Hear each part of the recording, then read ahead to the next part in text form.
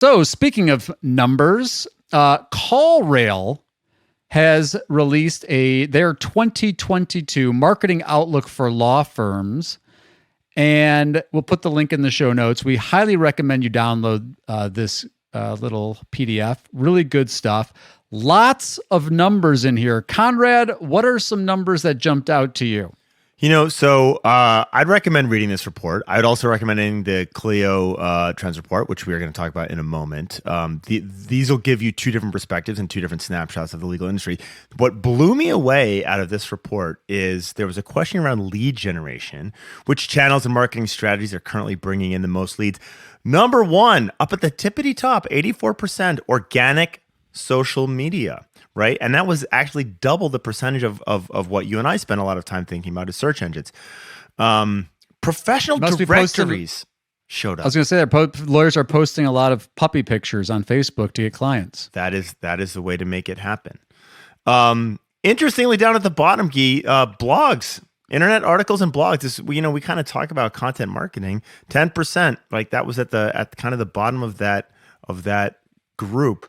But it was interesting to me that organic social media really was claiming the top spot on this. I found that fascinating, and it dovetails beautifully into our conversation around dark social.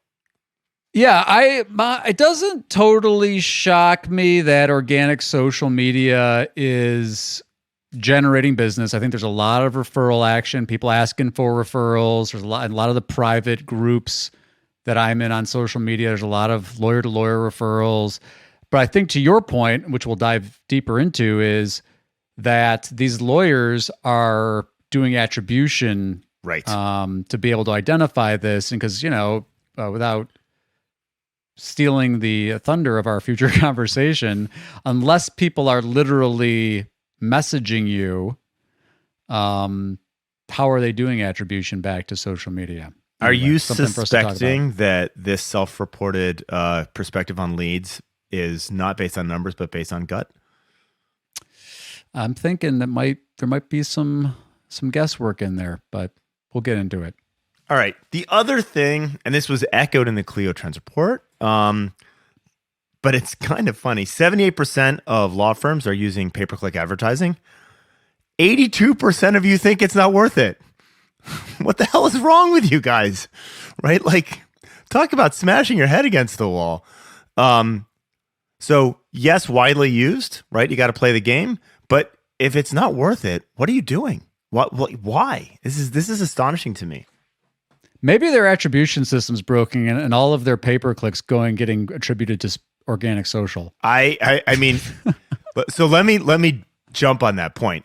If you don't know how your pay-per-click attribution is working in terms of driving clients, at least consultations, but consultations. If you're just looking at leads and number of phone calls, my gut is it's probably working, but you all remember the annoying spam calls that you get from pay-per-click advertising. You assume that means the whole thing is a bunch of crap, and yet you keep paying money because it's showing up at the very top of the SERPs.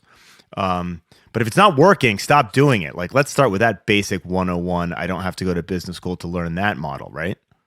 Here's a number for you. 46% of a firm's marketing budget is allocated to remarketing on average. Half the budget is going to remarketing. Does that line up with your experience? I'm surprised by that one. That seems very high. And I mean, I suspect, I don't know this, the verbiage in what CallRail considers remarketing is probably anything that means someone isn't signing up today. Even then, the speed, let me break into these points. So if you're spending so much of your money chasing people who you didn't convert right off the bat, you might want to figure out why they're not converting early. People should be getting pretty far down the path. And I talk about velocity. How quickly does it take for a prospect to be followed up with, right? And how well are they followed up with? If you then have to spend half of your marketing budget because you're not doing a good job on that part, like fix that part. That's a super easy way. I mean, this is overly simplistic, but if you fix that part, now you've just doubled your marketing, your advertising budget. You don't have to chase those people who you've missed. You can find more people who don't know about you yet. Here's another interesting one. 34% of respondents are answering the phone via automated answering service. Well, and the other part of that, and this was surprising right underneath that, it was 20% go straight to voicemail, right? And this is CallRail data.